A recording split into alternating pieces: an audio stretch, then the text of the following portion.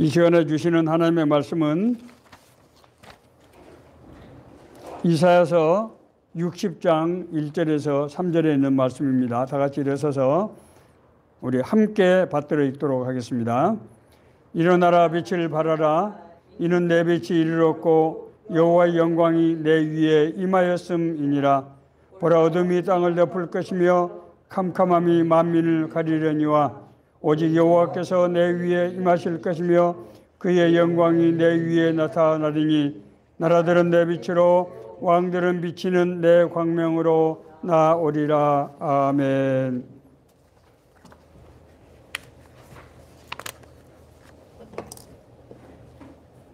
예, 오늘 2023년 정말 저희들이 기다리던 새해가 시작되었습니다.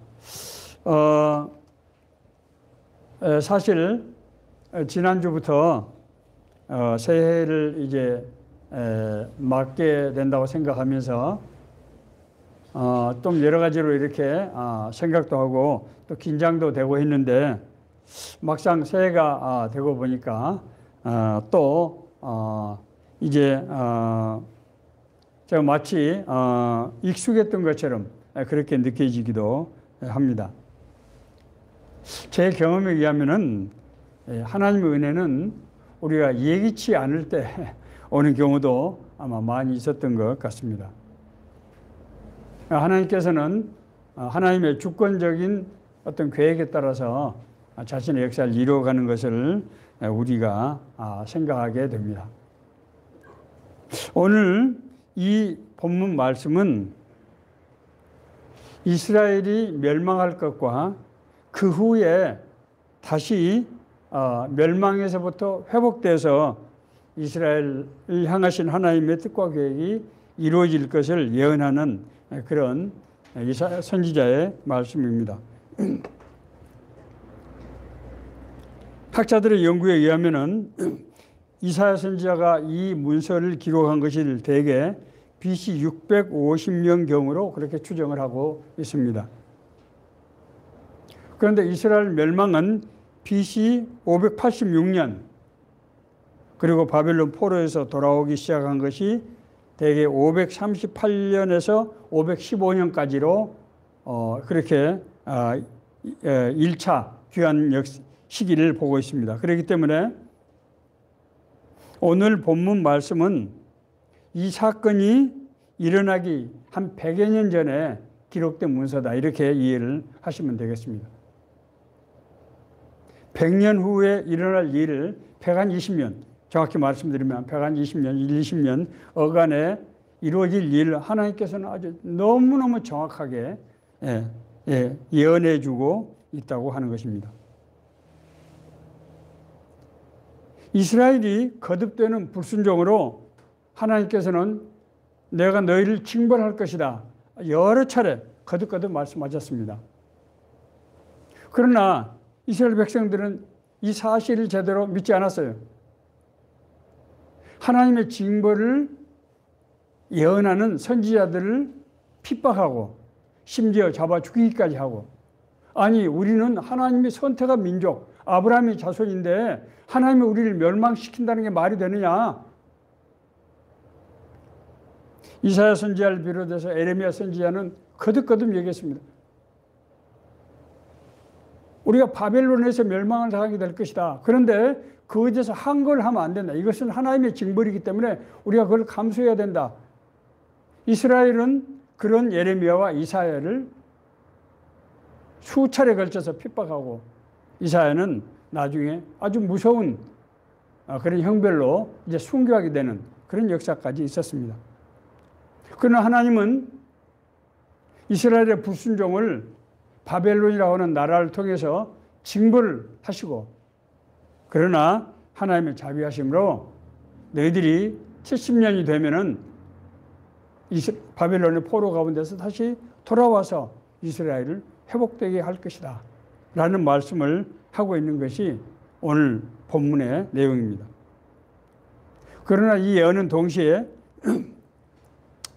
뒤에 이제 3절 이하를 보면은 나라들과 왕들이 너의 광명으로 나오리라. 이런 예언, 또 비슷한 구절들이 반복적으로 나오는데, 이런 예언을 통해서 메시아를 통한 하나님의 나라의 회복과 건설, 그리고 그 하나님의 구원의 역사가 이루어져서 온 인류가 하나님 앞으로 나오게 될 것을 예고하는 이중구조를 가지고 있다고 하는 거예요. 우리가 예언서를 읽어보면 하나님의 예언은 멀지 않은 미래에 일어날 일과 그 일이 이제 하나님께서 하나님의 뜻과 계획을 스스로 이루실 그런 계획에 대한 어떤 하나의 모형이라고 하는 것을 보여주는 이런 이중구조로 된 것을 흔히 볼 수가 있습니다. 자, 오늘 우리는 2023년 10년이 시작된 이 첫날 이제 이 이사야 선지자의 예언의 말씀을 가지고 우리 삶과 우리 교회를 향하신 하나님의 뜻과 계획을 분별하고자 합니다. 아니, 이스라엘 역사를 가지고 우리 자신의 삶과 우리 교회 공동체의 역사를 우리가 이해하고 이제 따른다고 하는 것이 무슨 말씀입니까? 하나님께서는 아브라함의 자손 이른바 언약 백성으로 택하신 것인데, 이는 하나님께서 그 택하신 이스라엘 나라에 주는 축복, 다시 말씀드려서 이스라엘이 여호와 하나님을 믿음으로 받는 축복을 통해서 하나님이 어떤 분이시며 하나님께서 우리를 어느 길로 인도하신가 하는 것을 똑똑히 보게 하시고, 그래서 모든 인류가 하나님 앞으로 다시 돌아오게 하는 복의 근원이 되는 샘플로 이스라엘을 세우셨다고 하는 것을 우리가 이해할 때, 이 말씀이 단순히 이스라엘의 역사가 아니고 이스라엘의 어떤 특정 시대의 역사가 아니고 우리에게 주시는 천지 만물의 창조자이신 하나님이 자신의 피조물이며 자신의 자녀인 우리에게 주시는 하나님의 메시지라고 하는 것을 이해할 수 있게 됩니다. 따라서 이 말씀은 우리가 2023년 새해를 시작하면서 반드시 우리가 생각하고 우리가 하나님의 뜻을 분별하는 그런 단서가 되는 말씀이라고 하는 것입니다. 먼저 본문은 이스라엘에 대한 하나님의 징벌에 대해서 얘기하고 있습니다. 보라, 어둠이 땅을 덮을 것이며 캄캄함이 만민을 가리우려니와. 죄악으로 인해서 세상이 어두워지고 죄악의 포로가 될 때 우리 인간들은 어떻게 됩니까? 어둠으로 지성이 가려져서 진리를 알지 못하고 혼돈하며 방황하는 삶을 살게 된다고 하는 것입니다. 제가 누차 말씀드리지만 오늘날 우리 세상은 참으로 죄악이 관영하는 세상이라고 밖에 얘기할 수가 없습니다. 너무나 많은 사람들이 큰 고통 가운데서 갈등과 대립과 아픔과 질병과 상처로 인해서 큰 눌림과 매임으로 고통을 당하고 있습니다. 이어서 여호와께서는 내가 노하여 너희를 쳤으나, 이렇게 얘기합니다. 내가 노하여 너희를 쳤으나, 이 말이 무슨 말씀입니까? 바벨론의 침공이 이스라엘에 대한 하나님의 징벌이라고 하는 것을 지금 예고하고 있는 그런 말씀입니다. 우리가 인간적으로 볼 때 강대국인, 중근동의 지역의 강대국인 바벨론이 약소국인 이스라엘을 침공하는 역사라고 생각하지만은 성경은 모든 것이 하나님의 뜻과 계획 가운데서 하나님의 이 역사가 이루어지는 것이라고 말씀하고 있는 것입니다. 내가 노하여 너를 쳤으나, 하나님의 진노가 이스라엘을 멸망에 이끌게 했다고 하는 것입니다. 그렇기 때문에 이사야 선지자와 예레미야는 바벨론에서 너희들이 저항을 해서는 안 된다. 이것이 하나님이 너희가 주는 채찍이다 라고 말씀했던 것입니다. 그러나 하나님께서는 곧 이스라엘에 대한 자신의 자비를 드러내십니다. 이제는 나의 은혜로 너를 불쌍히 여겼은즉, 이제는 나의 은혜로 너를 불쌍히 여겼은즉. 하나님의 징벌은 그 징벌 자체가 목적이 아니라고 하는 것입니다. 마치 의사가 환자의 환부를 메스로 찔 때 그 환자가 미워서 그렇습니까? 죄를 죄로 알게 해서 이것을 치유하기 위한 것입니다. 그런 점에서 하나님의 징벌은 하나님의 자녀에 대한 또 다른 자비의 또 다른 표현이라고 말씀드릴 수 있습니다. 마치 의사가 몸이 상처가 나서 골마감에도 불구하고 아무렇지도 않다고 하지 않고 그걸 칼로 수술을 해서 염증 부위를 도려내고 약을 투입해서 붕대로 감싸서 이제 치유하듯이 하나님께서는 우리 죄악을 깨닫게 해주시고 우리가 그 죄악을 자백하고 우리가 회개하게 하시고 그래서 우리를 다시 회복시키신다고 하는 것입니다. 여호와 하나님의 은혜는 하나님의 임재로 나타납니다. 인간의 가장 큰 불행, 인간의 가장 큰 죄의 대가는 천지 만물의 창조자이시요 자신을 형상으로 만든 자녀들이 하나님 아버지를 만나지 못하는 것입니다. 하나님의 은혜를 입지 못하는 것입니다. 그런데 오늘 여호와께서는 이렇게 말씀하고 계십니다. 여호와께서 내 위에 임하실 것이요, 여호와께서 내 위에 임하실 것이요, 그의 영광이 내 위에 나타나리니. 영광이 뭐라고 그랬습니까? 하나님의 임재가 나타날 때, 하나님의 임재가 임할 때 나타나는 현상이다 그렇게 말씀드렸죠. 네. 그의 영광이 하나님이 우리에게 함께 하신다고 하는 그런 증거들이, 그런 놀라운 일들이 나타날 것이라고 하는 것입니다.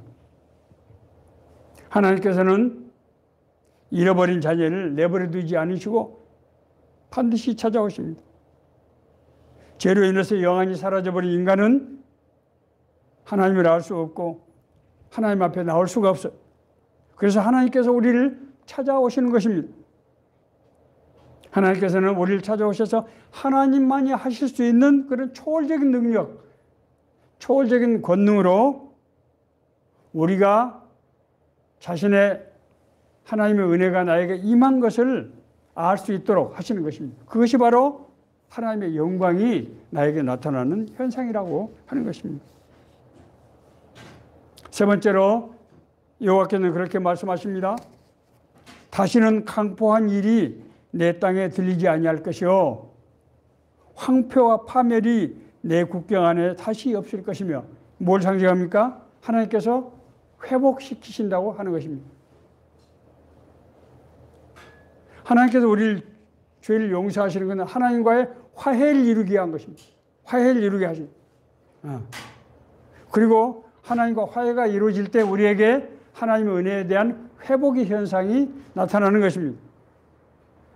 하나님께서 원래 우리를 창조하실 때 우리 몸을 흙으로, 육신을 흙으로 만들었지만은 거기다가 하나님의 생기를 불어넣어서 생명이 되게 하신 그 은혜를, 그런 능력을 우리가 다시 회복하게 된다고 하는 것입니다. 우리에게서 하나님의 은혜가 회복될 때 어떤 일이 일어나느냐? 전에는 내가 버림을 당하여 미움을 당하였으므로 내게로 가는 자가 없었으나. 그렇지 않습니까? 우리가 하나님의 사랑을 잃어버리면은, 하나님의 은혜를 잊어버리면은 사람들도 우리에게 관심을 두지 않고 우리를 돌보지 않고 무관심하게 된다고 하는 것입니다. 아무도 우리에게 오는 사람이 없게 된다는 거예요. 널 괴롭히는 자의 자손이 몸을 굽혀 내게로 나오며, 너를 지금까지 멸시하고 괴롭히는 사람들의 그 자손들이 우리에게 나와서 몸을 굽혀서 사죄하고 나오며, 널 멸시하던 모든 자가 내 발 아래 엎드려 일컬어 여호와의 성읍이라 거룩한 이의 시온이라 할 것이요.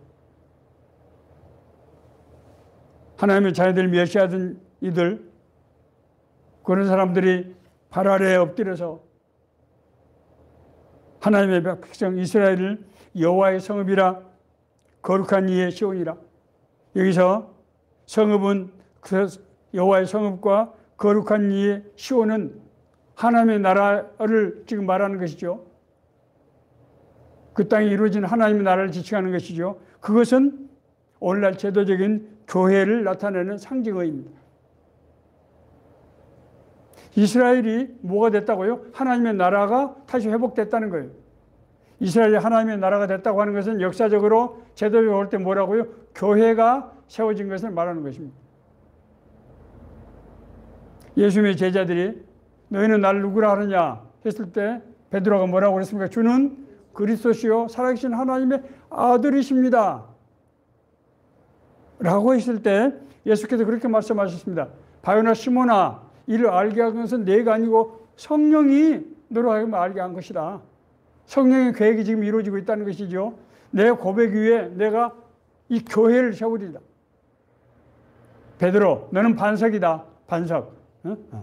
믿음이라는 거죠. 믿음의 근거라는 거예요. 교회를 세우다. 이 교회는 뭡니까? 이 땅에 임한 하나님의 나라의 상징이에요.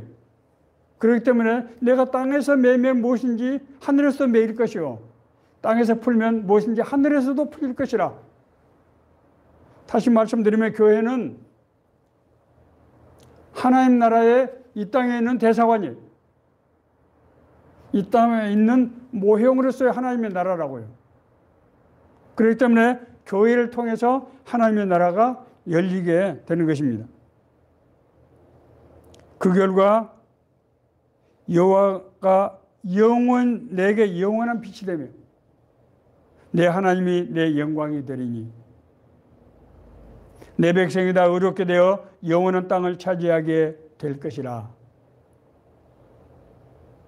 그리스도의 구원을 통한 하나님의 나라 회복을 예언하고 있는 것입니다. 여호와 하나님이 너의 영원한 빛이 될 것이요. 내 하나님이 내 영광, 하나님이 나의 영광이 된다. 모든 백성이 다 의롭게 되어서 영원히 땅을 하나님의 나라를 차지하게 될 것이다 라고 말씀하고 있습니다. 이것이 바로 제가 앞서 말씀드린 이중구조, 메시아의 오심과 그로 인한 구원의 역사를 예고하고 있다고 하는 그런 말씀입니다. 자, 12절에 보면은 그 점이 더욱더 분명히 기록되어 있습니다. 널 섬기지 아니하는 백성과 나라는 파멸하리니 그 백성들은 반드시 진멸되리라. 구원이라고 하는 것은 우리 하나님의 자녀로 회복되는 기회이기도 하지만은 불구원은 무엇입니까? 하나님 나라 심판의 역사라고 하는 것입니다. 구원받지 못하면은 멸망하게 되는 거예요. 구원받지 못하면은 반드시 진멸된다, 사망한다고 하는 것을 성경은 말씀하고 있습니다. 구세주 하나님, 그리스도를 믿는 족속이 얻을 영생과 믿지 않은 족속의 징벌적 종말을 말씀하고 있습니다. 그러면서 여호와께서는 그 당사자인 자기가 택한 이스라엘에게 그렇게 말씀하십니다. 일어나라, 이제 빛을 발하라. 그러므로 너는 일어나라, 빛을 발하라. 불순종으로 잃어버렸던 이스라엘의 본래적인 사명, 택하심으로 구원받은 백성의 사명을 일깨우시는 그런 말씀이라고 하는 것입니다. 자, 이 말씀이 앞서 제가 말씀드린 이 말씀은 하나님을 믿는 모든 백성들에게 주는 하나의 메시지라고 하는 거예요. 우리에게 주는 메시지가 무엇인지를 우리가 생각해야 합니다. 첫째, 하나님께서는 우리에게 일어나라 그렇게 말씀하십니다. 일어나라. 성경에서는 일어나라는 말이 굉장히 중요한 의미로 쓰이고 있는 것을 볼 수 있습니다. 예수님께서 베데스다 목가에 38년 병자에게 일어나 내 자리를 들고 걸어가라 이렇게 말씀하셨어요. 내 병이 나음을 받다 그렇게 말씀하시지 않았어요. 일어나서 내 자리를 들고 걸어가라. 이 사람은 38년 동안이나 움직이지 못해서 천사가 와서 무리를 움직일 때 자기가 먼저 들어가지 못했던 그런 사람.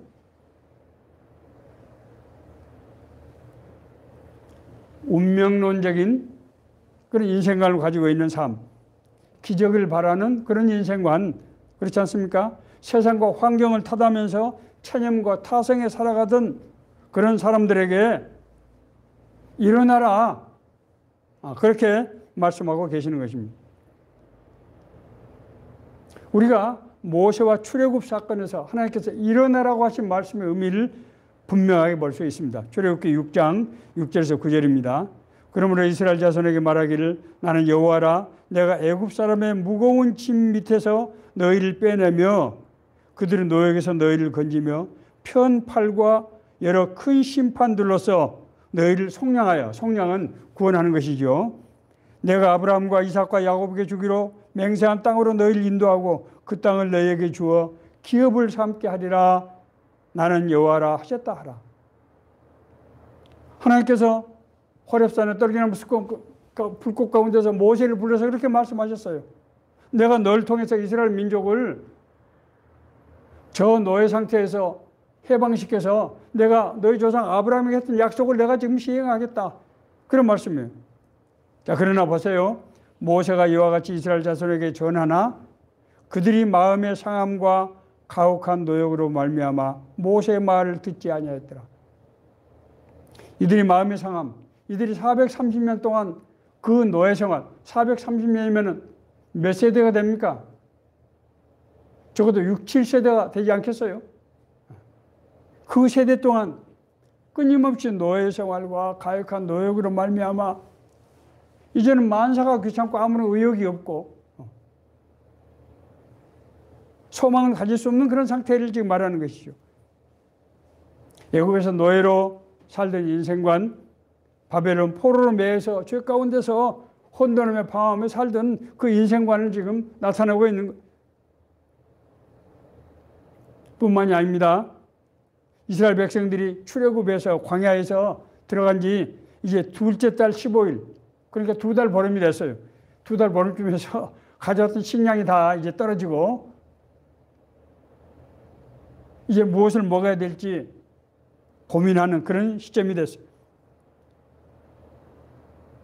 이 사람들에게 자기들 애굽에서 노예에서 하나님께서 10번씩이나 기사와 표적을 보여서 애굽의 노예 생활에서 풀어줘 해방시켰는데 그 하나님과 모세에 대해서 원망하고 반란 조짐을 보이게 됩니다.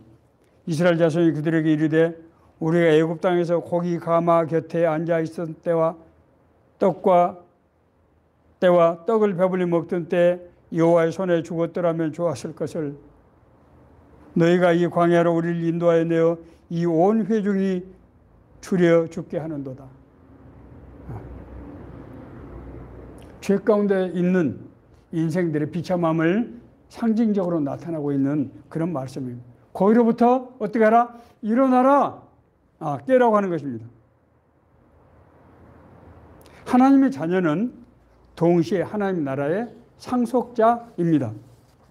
로마서 8장 17절 자녀면 또한 상속자 곧 하나님의 상속자요 그리스도와 함께한 상속자니 우리가 그와 함께 영광을 받기 위하여 고난도 함께 받아야 할 것이니라. 구원받은 이들도 구원에 안주하는 삶을 살 수 있게 된다고 하는 것입니다. 이것을 마태복음 25장에서 달란트의 비유는 명확하게 말씀하고 있어요. 5달란트, 2달란트, 1달란트를 맡겼는데 5달란트와 2달란트를 받은 사람은 각각 받은 대로 5달란트와 2달란트를 남겨서 주인에게 돌려줬는데 1달란트를 받은 사람은 어떻게 했습니까? 그걸 땅에 묻었다가 본전만 가지고 주인에게 돌려주는 것입니다. 이것은 뭘 상징합니까? 구원은 받았지만은 구원받은 삶을 살지 못하고 하는 것을 상징하고 있는 말씀이죠. 사명이 없는 것은 소명, 하나님의 부르심을 받아들이지 않기 때문입니다. 하나님의 부르심을 내가 받아들이지 않으면 나에게 사명의식이 생기지 않아요. 인생의 목적과 뜻이 분명치 않게 되는 것입니다. 그래서 바울은 자기가 가장 정말 중요시했던 교회 중에 하나인 에베소 교회 성도들을 위해서 아주 간절하게 고민합니다. 에베소 1장 18절 19절입니다. 너희 마음의 눈을 밝히사 그의 부르심의 소망이 무엇이며 성도 안에서 그 기업의 영광이 풍성함이 무엇이며 그의 힘의 위력으로 역사하심을 따라 믿는 우리에게 베푸신 능력이 지극히 크심이 어떠한 것을 너희로 알게 하시길 구하노라. 하나님께서 우리 마음문 영안이 열리게 해주셔서 저도 늘 그렇게 기도하죠. 마음문 영안이 열리게 해주십시오. 그래서 부르심의 소망이 무엇인지를 깨달아서 하나님께서 소망, 그 부르심을 택한 사람에게 주시는 기업은 하나님께서 우리에게 맡기신 일이라고 생각하시면 돼요. 비즈니스라는 뜻이 아니고 하나님께서 맡기신 우리에게 하나님의 뜻과 계획 가운데 주신 일을 기업이라고 하는 것, 턱이자를 써요. 기업이라고 하는 것입니다. 그 기업의 영광이 풍성함, 그 기업을 우리가 맡을 때 하나님이 주신 놀라운 은혜의 풍성함이 얼마나 대단한 것인지를 너희가 알아야 되고, 그렇죠? 그의 위력으로 역사하심 따라 우리에게 베푸신 능력, 하나님은 우리가 하나님의 나라의 일을 할 때 우리에게 베푸신 하나님의 능력이 얼마나 큰 것을 너희들이 정말로 알길 바란다. 바울은 그렇게 말씀하고 있습니다. 왜 바울이 그렇게 말씀할 수 있을까요?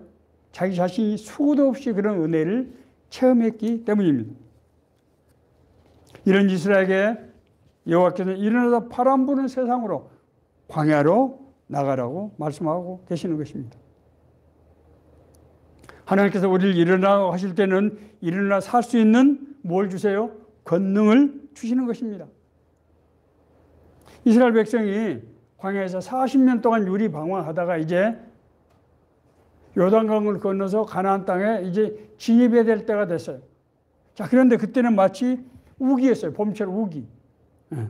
우기는 메마른 사막에 갑자기 비가 쏟아지기 때문에 계곡에 물이 몰려서 계곡이 마치 폭포수가 흐르듯이 그렇게 진흙이며 바위며 모든 돌로 굴려가서 그 강을 건널 수가 없어요. 위험해서 건널 수가 없어요. 그런데 여호와께서는 온 땅의 주 여호와의 궤를 맨 제사장들이 요단물을 밟고 멈추면 요단물 곧 위에서부터 흘러내리던 물이 끊어지고 한 곳에 서리라. 너희들이 여호와의 언약궤를 메고 제사장들이 그 요단강 물에 발을 들이면은 그때 물이 멈추게 돼서 앞에서 홍해바다에서 물이 벽이 생겼던 것처럼 그런 현상이 나타난다고 하는 거예요. 그래서 정말로 그 제사장들이 언약궤를 메고 요단 강물에 발을 들 때 물이 멈춰서 요단강을 건너게 됩니다. 제2의 모세의 기적이 일어나게 되는 것입니다. 두 번째로 빛을 발하라. 빛된 나라는 하나님의 나라를 상징하는 것이죠. 성도가 살아가는 하나님의 나라, 세상을 빛된 나라라고 표현하고 있습니다. 예수님께서는 자기를 따르는 무리들에게 뭐라고 말씀하셨습니까? 너희는 세상의 소금이다. 너희는 세상의 빛이다. 그리고 이 소금과 빛된 삶을 예수님께서는 이렇게 말씀하고 있어요. 이같이 너희 빛이 사람 앞에 비치게 하여 그들로 너희 착한 행실을 보고 하늘에 계신 너희 아버지께 영광을 돌리게 하라. 사람들이 너희들이 세상의 소금과 빛의 직분을 가지고 살아갈 때 사람들이 너희들 통해서 하나님의 나라가 이 땅에 임한 것을 알게 된다고 하는 것입니다.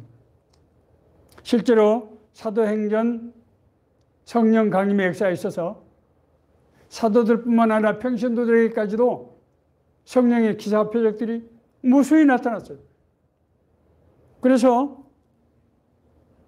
유대교를 신봉하던 이스라엘 예루살렘에 있는 사람들이 어떤 사람들은 자기 모든 것을 버리고 그 성도들과 함께 같이 더불어 살기도 했고 어떤 사람들은 그렇게 살지는 못하지만은 그들을 보면서 하나님의 역사라고 하는 것을 인정하고 그들을 칭찬하고 부러워했다는 거예요.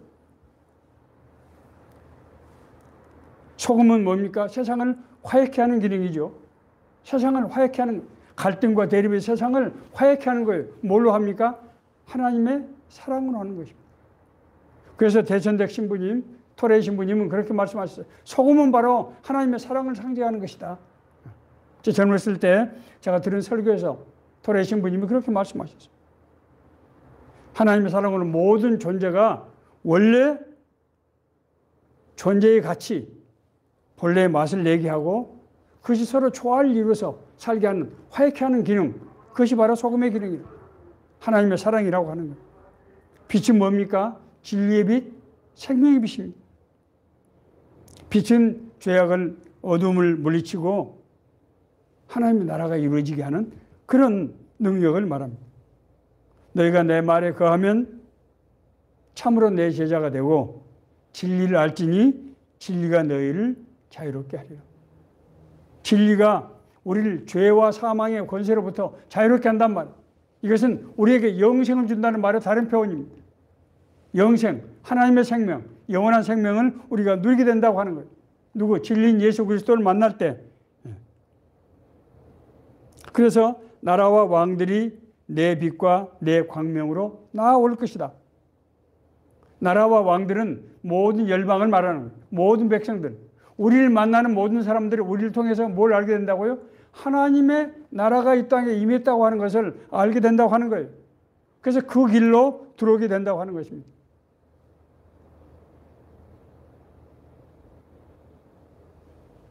제 친구들, 제가 고등학교 1학년 때 친구의 권면으로 교회를 가서 신앙생활을 하게 됐는데, 뭐 고등학교 때야 얼마나 뭘 알고 했겠습니까? 나중에 이제 상급학교를 마치고 사회인이 돼서 우리 고등학교 동창들을 만나봤는데, 그 동창들이 그런 얘기를 뭐 칭찬 겸 또 뭐 그냥 하는 말일 수도 있지만은 내가 세상을 살아보니까 정말 세상이라고 하는 것이 도저히 감당할 수 없는 그런 어려움인데, 너 얼굴, 네 살아간 얘기를 들으니까 정말로 예수 믿는다는 것이 정말 무엇인지를 알 수 있게 될 것 같다는 거예요. 우리의 삶을 통해서 나하고 자기하고 아무런 다른 것이 없는데 예수님을 믿는 그것 때문에 우리 삶이 달라진 것을 통해서 하나님의 나라가 무엇인지, 하나님의 나라가 어떻게 역사하는지를 사람들이 깨닫게 된다고 하는 것입니다. 내 빛과 내 광명은 하나님의 임재로 나타나는 은혜로서 이것은 복음을 통한 구원, 그리고 구원받은 사람의 새로운 삶, 이전과는 전혀 달라진 새로운 삶을 말씀하고 있는 것입니다. 세상은 정말 모순적이게도 발전하면 할수록, 과학적인 기술, 인문학적인 지식이 발전하면 할수록 세상이 정말 유토피아가 돼야 될 텐데, 오늘날 우리가 볼 때 과거에 500년 전, 100년 전에 비해서 오늘날이 정말 평화와 모든 백성들이 행복하게 산다고 할 수 있느냐? 점점 발전하면 발전할수록 어둠이 짙어지고 있는 그런 현상들이 나타나고 있다고 하는 것입니다. 그래서 바울사도는 그렇게 말씀하고 있습니다. 너희 마음의 눈을 밝히사 그의 부르심의 소망이 무엇인지를 너희가 알길 원하노라. 사도행전 신앙 공동체를 보면은 그 사람들은 어떻게 했습니까? 모일 때마다 하나님을 찬양하고, 모일 때마다 서로를 위해서 기도하고, 또 교제의 떡을 떼며 하나님의 말씀을 배우고, 자기 가진 소유를 서로 나눠 쓰고 자기 것이라고 하지 않는 그런 이상한 현상이 일어났어요. 우리는 이것이 교회니까 뭐 그렇게 살았겠지. 사실은 그런 공동체가 나중에 교회로, 제대로 교회로 발전된 것이죠. 그 사람들은 엊그제까지만 하더라도 예루살렘에 살면서 서로 많은 것을 차지하기 위해서 시기하고 질투하고 서로 경쟁하고 대립하고 갈등하는 사람들이었어요. 그런데 갑자기 사람들이 변한 겁니다. 이 사람들이 하나님을 찬양한다는 것이 무엇입니까? 하나님의 통치, 하나님의 다스림을 받아들인다는 것 아니겠어요? 하나님을 찬양한다. 그렇지 않습니까? 우리가 국가 원수를 우리가 받드는 것은 뭐예요? 그 통치를 받아들인다는 뜻이죠. 하나님을 찬양하는 것은 하나님의 나라가 임하기를 바라는 거예요. 하나님의 통치에 관한 문제입니다. 기도한다고 하는 건 뭡니까? 하나님과 소통하는 거예요. 교제하는 거예요. 우리는 하나님께 우리 사정과 형편을 말씀드리고 하나님은 응답으로 우리에게 말씀하시는 거예요. 그래서 오늘 기도를 통해서 하나님과 교제하는 그런 현상들이 실제로 나타나게 되는 것입니다. 그러면서 점점 우리의 성품이 하나님의 성품에 가깝게 그렇게 변화되어 나가는 것이죠. 떡을 뗀다는 것은 뭡니까? 성찬한다는 거예요. 성찬한다. 초대교회에서는 성찬을 만날 때마다 했어요. 이것은 예수 그리스도의 십자가의 보혈로 우리가 깨끗함을 죄 사함을 받고 새로운 삶을 살아가게 된다고 하는 것을 상징적으로 나타내는 현상이에요. 그래서 예수님께서 이것을 생각할 때만 나를 기념하라, 기억을 할 때 이것은 제가 아나네시스, 새로워진다고 하는 것이라고 제가 말씀드렸습니다. 하나님의 구원의 은혜, 우리를 새롭게 하시는, 우리를 영적으로 새롭게 하시는 은혜가 우리가 2023년도에 대해서 이제 새롭게 한다는 거예요. 지난해에도 했지만 하나님께 더 새롭게 하시는 거예요. 하나님의 말씀을 배운다는 것은 뭡니까? 하나님의 말씀은 하나님 나라의 법이에요. 우리는 대한민국 헌법과 법률에 따라 살지만은 성도들은 그 외에 뭐가 있다? 하나님의 나라의 법인 하나님의 말씀에 따라서 인도함을 받고 그 말씀을 통해서 은혜를 받고 하나님의 그 말씀을 통해서 하나님의 능력을 받게 된다고 하는 것입니다. 우리 법과 똑같은 거예요. 그래서 성도들은 하나님의 말씀을 만날 때마다 공부하고 배웠던 것입니다. 다시 말씀드리면 사도행전 이 신앙 공동체는 뭡니까? 이 땅에 이루어진 하나님의 나라를 상징하고 있는 거예요. 이 땅에서 이루어진 하나님의 나라의 삶을 상징하고 있는 거라고요. 그래서 그것이 오늘날 에클레시아, 교회가 된 겁니다. 교회는 예배당이 아니에요. 이걸 오해하시면 안 돼요. 교회는 진짜로 이 땅에 이루어진 하나님의 나라의 모형이에요. 우리가 이 교회를 통해서 하나님을 만나지 못하면 우리는 하나님의 나라 갈 수가 없어요. 교회는 하나님의 나라로 통하는 문이에요. 유일한 문이에요. 그것이 뭘 통해서 이루어진다? 이스라엘을 통해서 다시 회복된다는 거예요. 그 이스라엘이 누굽니까? 바로 우리 자신입니다. 그 이스라엘이 바로 우리 자신이라고.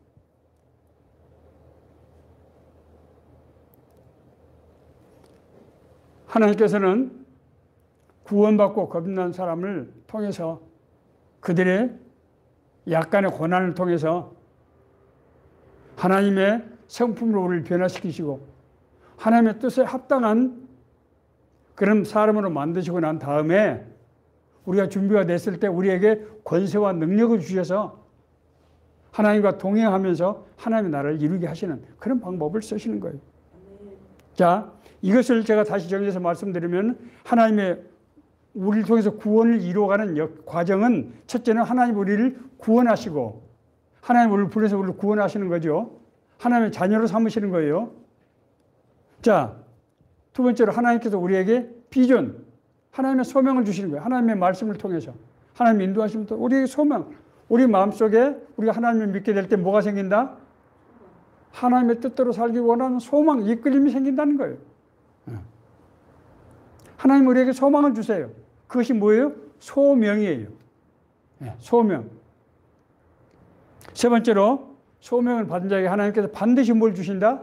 권능을 주신다. 성령의 은사. 성령의 은사예요. 반드시 권능을 주시는 거예요. 그래야 하나님이 일을 하기 때문에.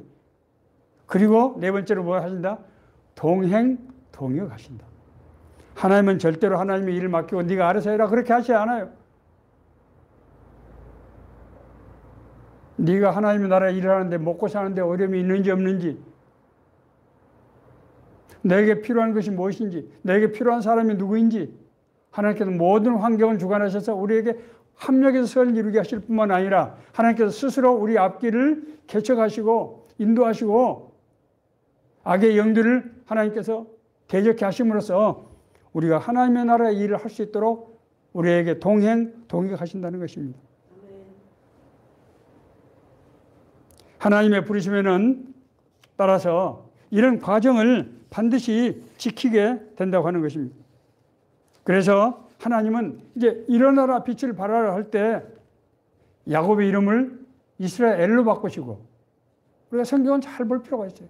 하나님이 야곱의 이름을 다시는 내 이름을 야곱이라 하지 말고 이스라엘이라 하라. 하나님이 시몬을 베드로를 이름을 바꾸시고 반석, 믿음의 토대, 교회 이런 뜻이죠. 사울을 바울로 바꾸시고, 이것은 뭘 상징합니까? 이제 일어나서 빛을 발할 때가 됐다는 거예요. 하나님의 역사, 하나님의 권능이 너에게 임하는 시점이 됐다고 하는 거예요. 2023년 새로운 해는 하나님께서 우리에게 교회와 우리 개개인의 삶에 일어나라 빛을 발하라 이 말씀을 주셨어요. 너는 세상의 빛이다. 등잔을 켜서 그릇에 덮어놓을 사람이 어디 있느냐.